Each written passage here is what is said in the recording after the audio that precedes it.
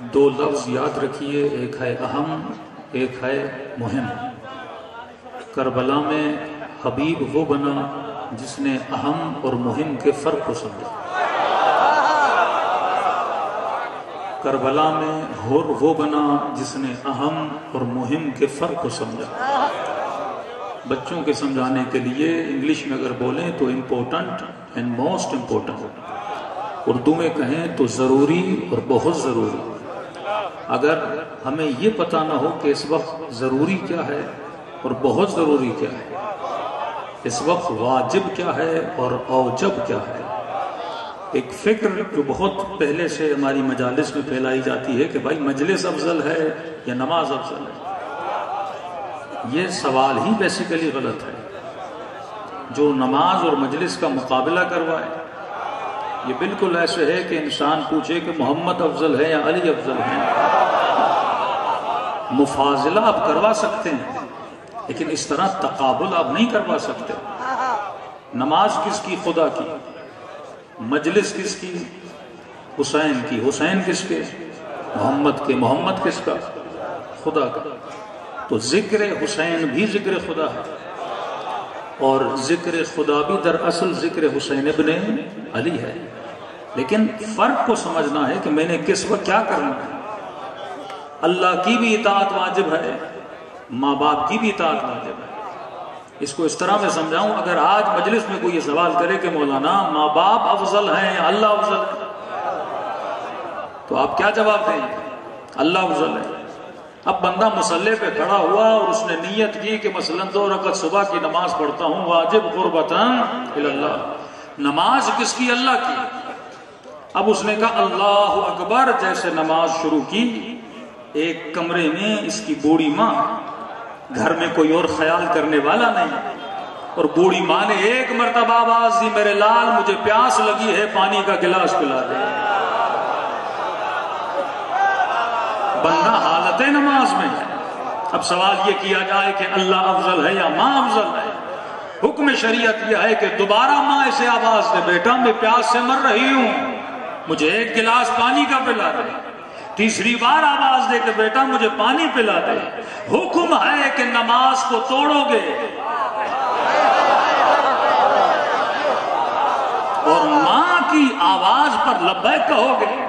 اب یہاں پہ 5 منٹ کے لیے بتائیے کہ اللہ افضل ہے یا ماں افضل ہے؟ جب افضل خدا ہے تو ماں کے کہنے پر خدا کی نماز کو کیوں توڑا جا رہا ہے؟ جب افضل اللہ ہے تو ماں کے کہنے پہ ذکر خدا کو کیوں روکا جا رہا ہے؟ سوال یہ ہے کہ میں ذکر خدا کو اس لیے نہیں روک رہا کہ ماں خدا سے افضل ہے، افضل تو خدا ہی ہے، کیونکہ اسی خدا نے حکم دیا کہ اگر ماں بلائے تو میرے ذکر کو چھوڑ دینا۔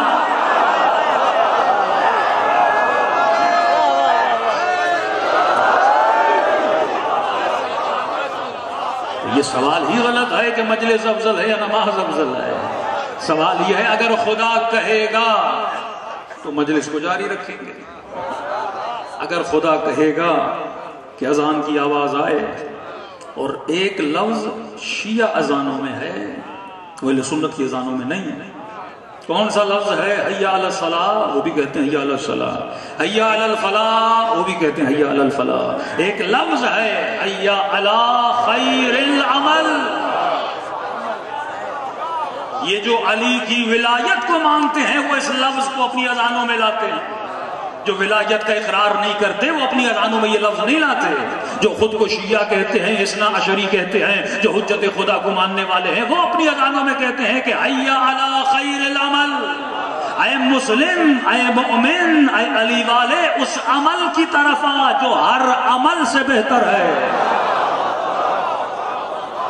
جب یہ جملہ علی نے اپنی اذانوں میں کہا، حسن ابن علی نے اپنی اذانوں میں کہا، حسین ابن علی نے اپنی اذانوں میں کہا، ایک سوال ہے، کربلا کی جنگ ہو رہی ہے، جنگ کربلا ہے، ظہر عاشورہ ہے، کتنی محبت ہے حسین کو سعید سے، کتنی محبت ہے حسین کو جون سے، کتنی محبت ہے بنی ہاشم کے جوانوں سے۔ میں سوال کروں گا مولا نماز افضل یا آپ کا صحابی افضل ہے؟ فرمایا صحیح تو بوڑھا ہے، تیرا دل ہے کہ تو حسین کا دفاع کرے، تو سعید میں نماز پڑھتا ہوں اور تو حسین کی نماز کا دفاع کرو. یہ فکر ہے حی علی خیر العمل ہے کہ کل کو یہ نہ کہے کہ حسین تخت و تاج کے لیے کربلا گئے. کل کو یہ نہ کہے کہ یزیدی بھی نماز پڑھتے تھے حسین بھی نماز پڑھتا تھا. ارے فرق ہے یزید کی نماز پڑھنے میں اور حسین کی نماز پڑھنے میں. حسین کی نماز معرفت خدا والی نماز ہے. حسین کی نماز قد قامت الصلاۃ ہے، وہ کھڑی نماز ہے. یزید کی سوئی ہوئی نماز ہے. کھڑے ہونے کا مطلب کیا؟ یہ وہ نماز ہے جو بندے کو معراج کراتی ہے. یہ وہ نماز ہے جو بندے کو مقام جنت تک لے کر جاتی ہے. یزیدی نمازی لاکھیں پڑھو، وہ نماز شیطان جیسی نماز ہے. سجدہ خدا کو کر رہا تھا پر کر اپنی ذات کے لیے رہا تھا. کہ سعید حسین کی حفاظت کرنی ہے، جہاد کرنا ہے. جی مولا کا میری نماز کی حفاظت کر. اضطرار کی حالت میں مولا نے نماز پڑھی. میدان جنگ میں جو نماز ہوتی ہے بڑی مختصر نماز، لیکن پڑھی میرے مولا نے. کہتے جب مولا نماز پڑھ رہے تھے، جب رکوع کی حالت میں ہوتے تھے، سینکڑوں تیر ہیں جو سعید کے سینے پہ لگے.